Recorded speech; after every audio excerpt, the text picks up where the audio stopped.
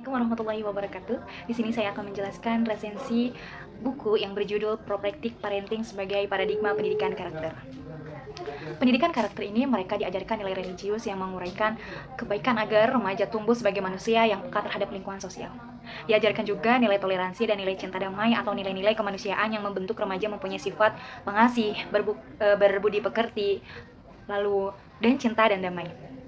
Dan pendidikan karakter ini mereka diajarkan juga nilai suka bekerja keras, kreatif, mandiri, dan mempunyai rasa ingin tahu yang tinggi yang dapat menjadikan remaja sebagai orang yang berprestasi dan berguna untuk masyarakat.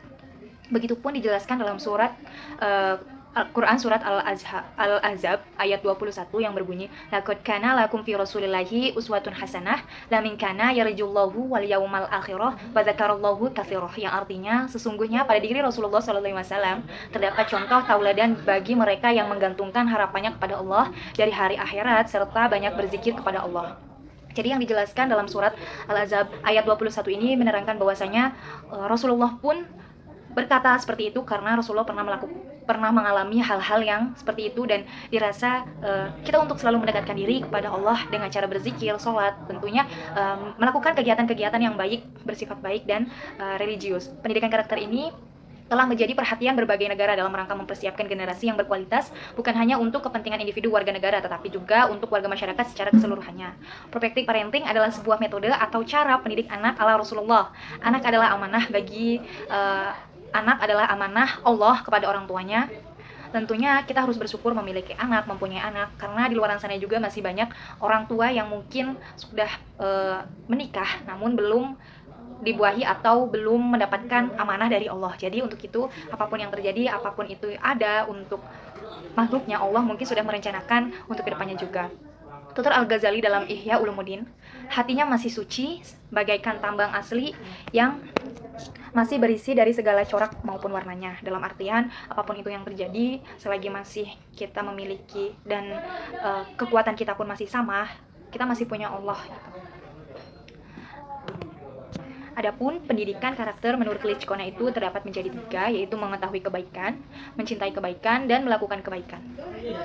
Pendidikan karakter yang terbaik telah ditunjukkan oleh Rasulullah, guru, dan orang tua sebagai pendidik harus mampu paling tidaknya memberikan contoh yang baik kepada murid agar mereka mampu menerapkan nilai karakter yang baik pula untuk kedepannya. Jadi kita sebagai pendidik, sebagai pengajar harus selalu memberikan contoh, karena bahwasanya guru itu mendidik dan ditiru. Tuturi Handayani sesuai dengan simbolnya. Begitupun pendidikan karakter yang terpenting adalah pendidikan moral dan etikanya.